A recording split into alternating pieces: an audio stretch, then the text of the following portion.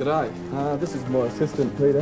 He's going to be helping with the preparing the food today and maybe with the tasting. Now in today's show I'm going to be cooking a simple dish in this jug here. It's called motel cuisine.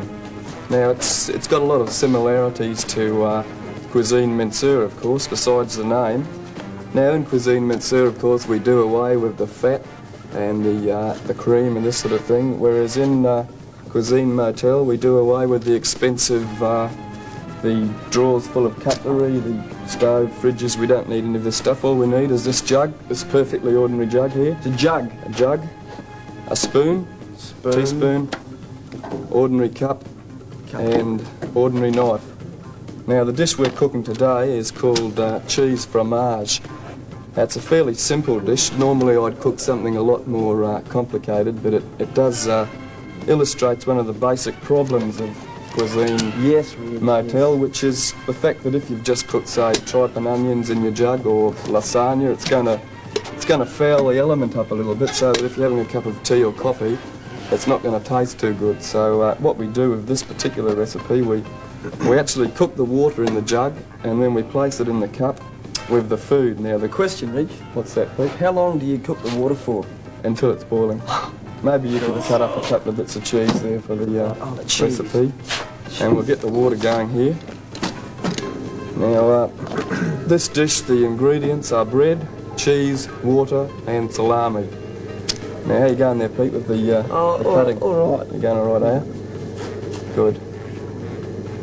Yes, he's doing well. Now, the water's coming on. It's just about finished. That should do it, I think, that end, Pete? Hope so. All right, now, if you could get the some of the food into the cup there. Oh, you've cut yourself, have you? Shit. Oh, you have to be a bit more careful. Now you'll notice this is a piece of the salami here. Now I've cut it into a flower shape. This isn't the standard part of the recipe, but if you want to impress some special friend, you might like to do this. It just jazzes the dish up a little bit, gives it that little bit of extra excitement and colour. Now, Pete, if you could put some of the cheese and salami in the cup. Right. We'll get the hot water on it and we'll get the cooking. Now, I find that stuff like cheese and salami only really takes 5 to 10 seconds to properly soften and cook, whereas if you've got a chook or something like that, it's going to take a little bit longer. Now, I think that should be just about ready now, and we'll start arranging it on the pieces of bread there. Pete, if you could do that one. I'll handle this one. It should be nicely softened. It's not burned too badly. Now we need a spoon here to get some of this cheese out. Very nice. Cheese is just about done. Righto.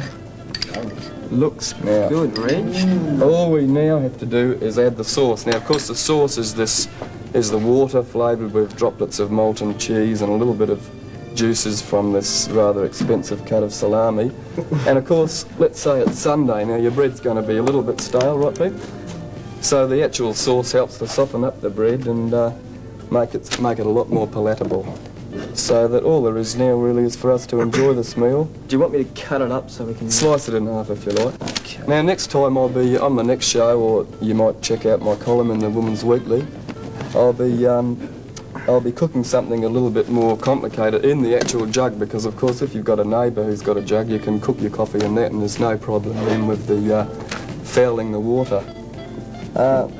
When Pete and I aren't actually doing cooking programs, this sort of thing, we've got a little band on the side as a sort of a hobby, and we'll be playing down at Checkers tonight, and we'll also be starting a tour of Australia. Donnie. So, Donnie, yes, I hope you'll enjoy this bit of... Peter Russell Clark, Bernard King, eat your heart.